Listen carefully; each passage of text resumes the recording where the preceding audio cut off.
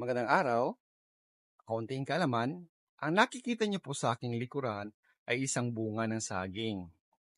Ang saging na yan ay color green. Ibig sabihin, hindi pa siya pwedeng kainin. Maraming iba't ibang kulay ang saging. May saging rin na color green na pwede nang kainin.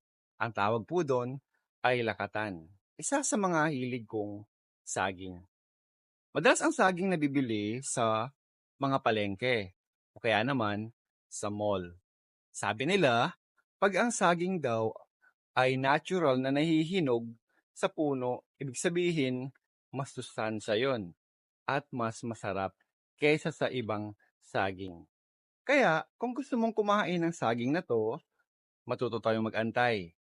Malay mo, sa kakaantay mo, saka dumating yung tamang tao para sa iyo. Ang sarap umibig